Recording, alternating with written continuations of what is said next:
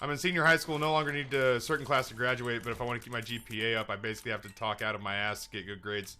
Because of a conflict of opinion, should I just bite the bullet and do what he wants or make a point to piss him off? Don't piss him off. Don't rock the boat. Not for something as unimportant as a high school class, man. Like, seriously, you know, long term, the only times in my life that I've ever, like, mentioned high school is to, you know, relive the glory days or, like, oh, I used to play football. Otherwise, it just doesn't come up in normal day-to-day life. Like, unless that's where you peaked. And nobody wants to think that they've peaked, so, in high school. So, don't rock the boat, man. Get your grades, get out. You'll never see most of those people again. Like, it used to be that you had to go to, like, high school reunions and shit like that. You don't even have to do that anymore.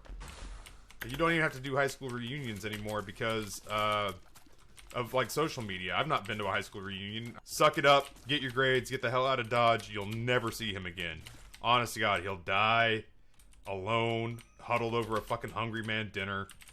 His cat will be staring him in his eyes as he panics and the light goes out from some massive heart attack.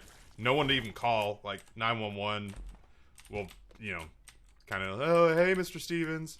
Like, and you're like, yeah, remember that time you gave me shit over the biology, you know, exam? Like, and that'll be it. That'll be all she wrote.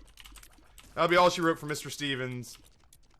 They'll find him a week later. Cat will have eaten half his body. That brings me a little bit of joy. I just like the idea of him sitting there with a fucking Salisbury steak, you know, and corn, mashed potatoes that are still frozen in the middle, but he's too lazy to get his ass up and go microwave them a second time. So he sits there and just kind of chips them up, and it's like a slurry.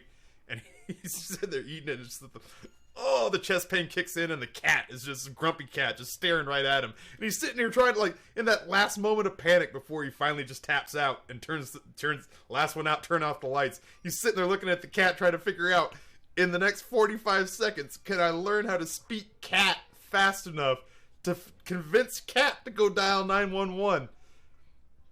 And in my head, it's just called Cat, because Mr. Stevenson couldn't form an emotional connection strong enough to give the fucking thing a name. And that's why it's just sitting there watching. Like, you know, cats don't smile, but if it could, Cat's just sitting there going... And it is, you know, Cat's thrilled, because Cat's gonna eat the Salisbury steak. If Cat had thumbs, he'd microwave the fucking mashed potatoes, because he's not lazy.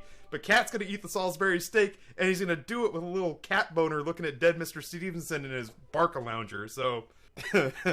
Fuck Mr. Stevenson. I hate that guy in my head now. That and Rainbow Jello's manager, man. I hope they both get in a car accident together. So, anyway, random dark-ass rants are why I love you, Taffy. Thank you, Red. I appreciate that. I honestly, that scenario in my head just brings me the most absurd joy. I took a lot of gratification in the death of Earth Science teacher Jim Stevenson. Oh. It's just fucking... the panic in his head of him trying to figure out how to speak cat in like the last 90 seconds of his life. It's like, I can figure it out. No, I can do it. Nah, man. Can't nobody speak cat. Can't nobody speak cat. Sorry.